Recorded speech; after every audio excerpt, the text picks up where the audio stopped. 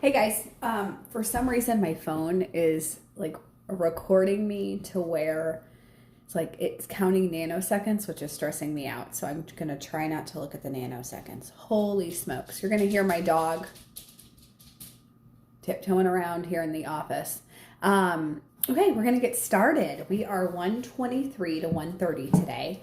And this will end our reading and then we'll go into the long weekend. I am going to have a Google Meets on Friday, even though it is Good Friday, if anybody wants to join me just to keep our tradition. You do not have to come to the Google Meet on Friday. It is a holiday. We don't have to have school that day. But if you're bored and you have nothing to do, show up. So remember your Google Meets times. And then I will post the times again. So just to remind you guys. But I thought, why not? Unless you're planning on doing something at your crib on Good Friday, you could come and be in the Google Meet in the morning or in the early afternoon. 123, Montag is trying to get through that large boulevard, that 10-lane highway, without being seen. And one thing I really liked was Mrs. A's journal prompt about how Montag's life is mirroring what's going on in the world. So if you think of it this way, one thing that Montag is hearing in his seashell radio, which is just like the up-to-date news, is that a world war is starting. So a world war is starting as Montag is like literally dealing with a war within himself. Not only is there a war within Montag's self, but then there's also a war like among Montag and the police and Montag and the fire. So as Montag's world is kind of crumbling around him, he's lost his wife, he's lost his house, he has nowhere to go. The world is crumbling around him as well. So it mirrors. It's this chaos in the world and then Montag's chaos within his own life. So it's kind of like with this coronavirus, like there's chaos in the world. And if your home is also very chaotic and troublesome and stressful, your home is mirroring what is going on in the world. If your home is very boring and relaxing, then it's not mirroring it. So here we go. The house was silent. Montag approached from the rear, creeping through a thick, night-moistened scent of daffodils and roses and wet grass. He touched the screen door and back, found it open, slipped in, moved across the porch, listening. Mrs. Black, are you asleep in there, he thought. This isn't good, but your husband did it to others and never asked and never wondered and never worried. And now, since you're a fireman's wife, it's your house and it's your turn. For all of the houses your husband burned and the people he hurt without thinking. The house did not reply. He hid the books in the kitchen and moved from the house again to the alley and looked back, and the house was still dark and quiet, sleeping. On his way across town with the helicopters fluttering like torn bits of paper in the sky, he phoned the alarm at a lonely phone booth outside a store that was closed for the night. Then he stood in the cold night air waiting. And at a distance, he heard the fire sirens start up and run, and the salamanders coming to burn Mr. Black's house while he was away at work, to make his wife stand shivering in the morning air while the roof let go and dropped in upon the fire. But now, she was still asleep. Good night, Mrs. Black, he thought.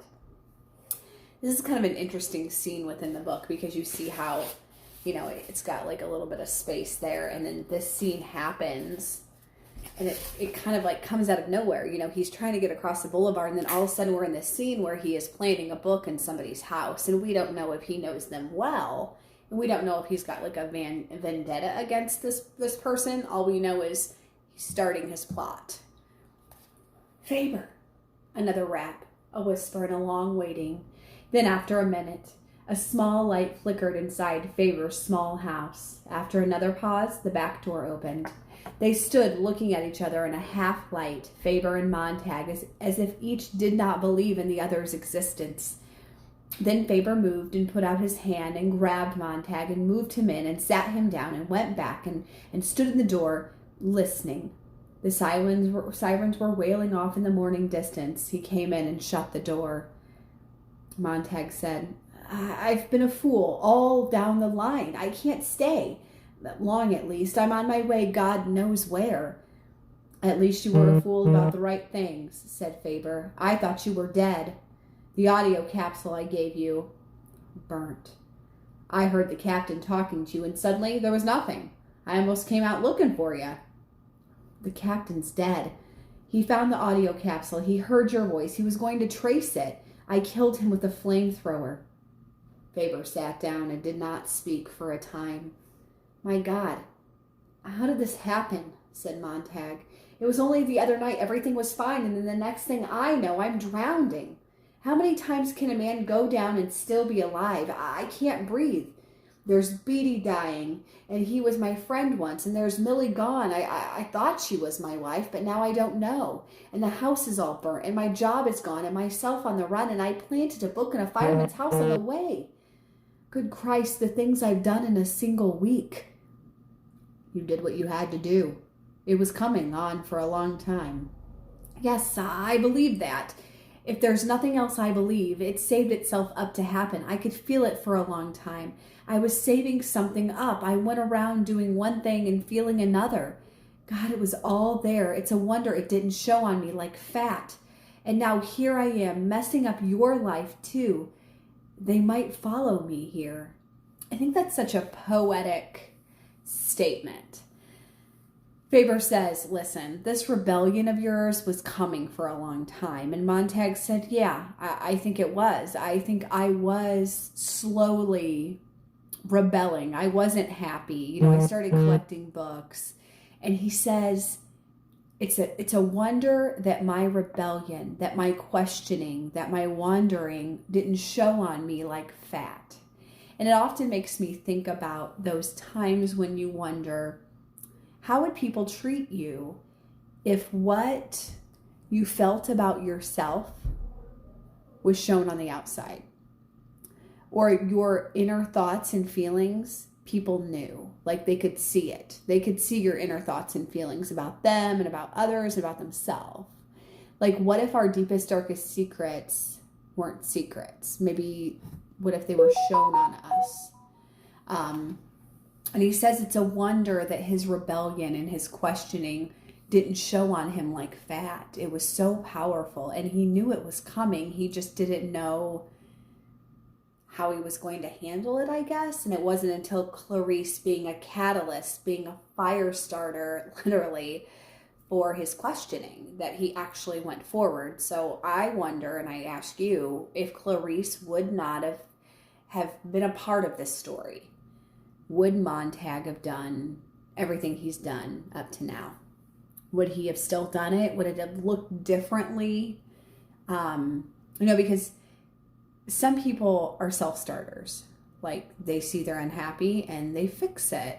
Other people are only motivated when other people kick them in the pants. So I'm wondering if Montag's that kind of person. All right. Okay. I feel alive for the first time in years, said Faber. I feel like I'm doing what I should have done a lifetime ago. For a little while, I'm not afraid. Maybe it's because I'm doing the right thing at last.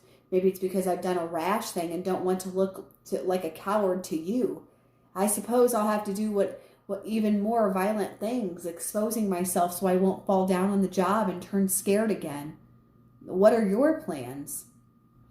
So Faber says, I've been a loser, I've been weak, and I'm going to have to do something drastic so I don't have an excuse not to rebel. I'm going to have to do something big so everybody knows I'm rebelling, so I can't turn back.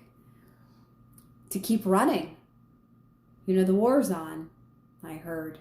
God, isn't it funny? Said the man. It seems so remote because we have our own troubles. Isn't that powerful? Oh my gosh, isn't that powerful?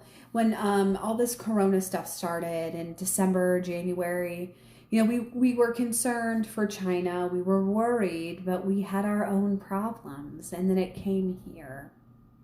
And in some ways, if you're in this sleepy little town in Metamora, Germantown, Spring Bay, Riverview, it's still a little bit of it's there, it's not here. And I had a really interesting conversation over email with a student about going to the store and seeing people wearing masks. And it really bothered this student. It really bothered them because I think, just like in this book, it wasn't here yet. Yeah, we knew there was a couple cases, but now we're seeing it. It's in our face. And now it is our trouble. I haven't had time to think. Montag drew out $100. I want this to stay with you. Use it as any way that will help you when I'm gone. But I might be dead by noon. Use this. Faber nodded. You better head for the river if you can. Follow along it, and you can hit the old railroad lines going out into the country. Follow them.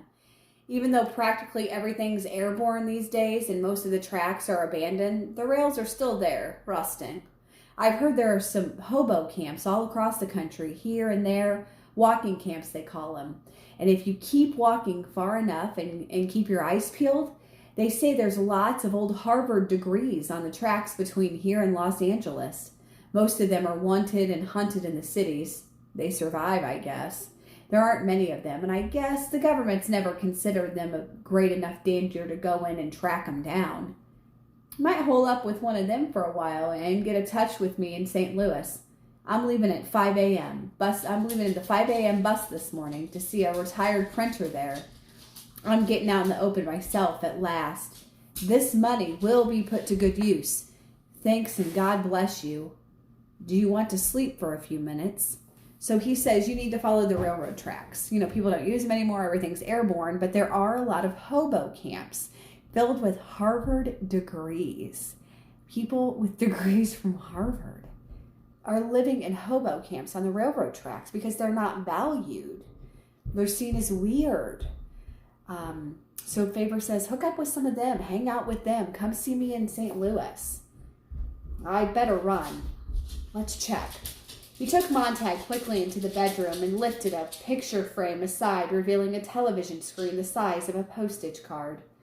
I've always wanted something very small, something I could walk to, something I could blot out with the palm of my hand if necessary.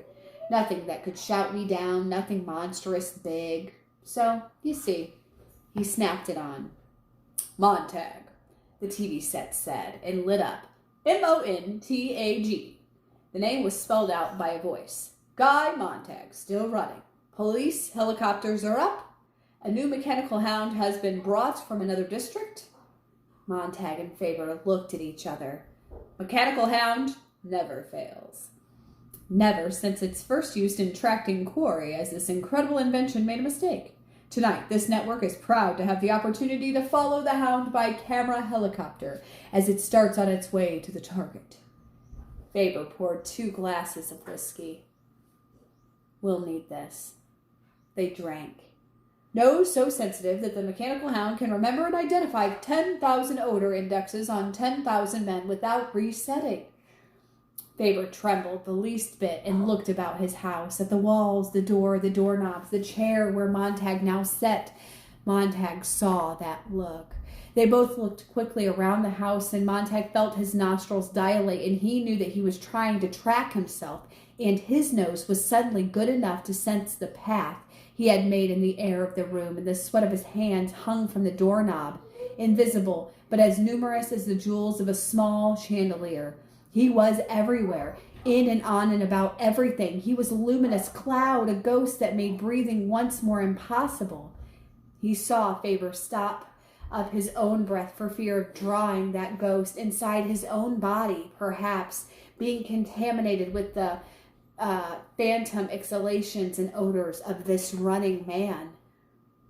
The mechanical hound is now landing by helicopter at the site of the burning. And there, on the small screen, was the burnt house and the crowd and something with a sheet over it. And out in the sky, fluttering, came a helicopter like a grotesque flower. So they must have their game out, thought Montag. The circus must go on, even with the war beginning within the hour. He watched the scene, fascinated, not wanting to move. It seemed so remote and no part of him. It was a play, apart and separate, wondrous to watch, not without its strange pleasures. That's all me, he thought. That's all taking place just for me. By God. If he wished, he could linger here in comfort and follow the entire hunt on through its swift phrases. down alleys, across streets, over empty running avenues, crossing lots and playgrounds with pauses here and there for necessary commercials, up other alleys to the burning house of Mr. and Mrs. Black, and so on, finally to this house, with Faber and himself seated, drinking while the electric hound sniffed down the last trail, silent as a drift of death itself, skidding to a halt outside the window there. Then, if he wished, Montag might rise, walk to the window, keep one eye on the TV screen, open the window, lean out, look back, and see himself dramatized, described, made over, standing there, limned in the bright, small television screen from outside. A drama to be watched objectively, knowing that other parlors he was large as life, in full color, dimensionally perfect. And if he kept his eyes peeled quickly, he could see himself an instant before oblivion, being punctured for the benefit of how many civilian parlor sitters who had been awakened from sleep a few minutes ago by the frantic sirening of their living room walls to come watch the big game, the hunt, the one-man carnival. How trippy is that, to commit a crime, be in someone's house watching live as the news is covering the crime. The news is covering the crime scene, and they're looking for you. And you think, I'm going to put my head out this window, and they're going to find me, and I'm going to be able to watch myself be destroyed on screen. That's crazy. Would he have time for a speech? And as the mechanical hound seized him in view of 10 or 20 or 30 million people, mustn't he sum up his entire life in the last week in one single phrase or a word that would stay with them long after the hound had turned, clenched him in his metal plier jaws, and trotted off in the darkness while the camera remained stationary, watching the creature dwindle in the distance? A splendid fade out. What could he say in a single word, a few words that would sear all their faces and wake them up? There, whispered Faber. Out of the helicopter glided something that was not machine, not animal, not dead, not alive, glowing with a pale green lumosity. It stood near the smoking ruins of Montag's house, and the men brought his discarded flamethrower to it and put it down under the muzzle of the hound. There was a whirling, a clicking, a humming. Montag shook his head and got up and drank the rest of his drink. It's time. I'm sorry about this. About what? Me? My house? I deserve everything. Run, for God's sakes. Perhaps I can delay them here. Wait. There's no use for you being discovered. When I leave, burn the spread of this bed that I touched. Burn the chair in the living room and your wall incinerator. Wipe down the furniture with alcohol. Wipe the doorknobs. Burn the throw rug in the parlor. Turn the air conditioning on full in all the rooms and spray with moss spray if you have to. Then, turn on your lawn sprinklers as high as they'll go and hose off the sidewalk. With any luck at all, we can kill the trail in here anyway. Faber shook his head. I'll tend to it. Good luck. If we're both in good health next week, the next week after, get in touch. General delivery, St. Louis. I'm sorry there's no one I can go with. I'm sorry there's no way I can go with you this time. By earphone. That was good for both of us, but my equipment was limited. You see, I never thought I would use it. What a silly old man. Never thought there. Stupid, stupid. So I haven't another green bullet, the right kind, to put in your ear. Go now. One last thing, quick. A suitcase, get it. Fill it with your dirtiest clothes. An old suit, the dirtier the better. A shirt, some old sneakers, and socks. Faber was gone and back in a minute. They sealed the cardboard valise with clear tape. To keep the ancient odor of Mr. Faber in, of course, said Faber, sweating at the job. Montag doused the exterior of the valise with whiskey. I don't want that hound picking up two odors at once. May I take this whiskey? I may need it later. Christ, I hope this works. They shook hands again and, going out the door, glanced at the TV. The hound was on its way, followed by hovering helicopter cameras, silently sniffing the great night wind. It was running down the first alley. Goodbye. And Montag was out the back door, lightly running with a half-empty valise. Behind him he heard the lawn sprinklers jump up, filing the dark air with rain that fell gently and then with a steady pour about all. Washing on the sidewalks and draining into the alley, he carried a few drops of this rain with him on his face. He thought he'd heard the old man say goodbye, but he wasn't certain. He ran very fast away from the house, down towards the river.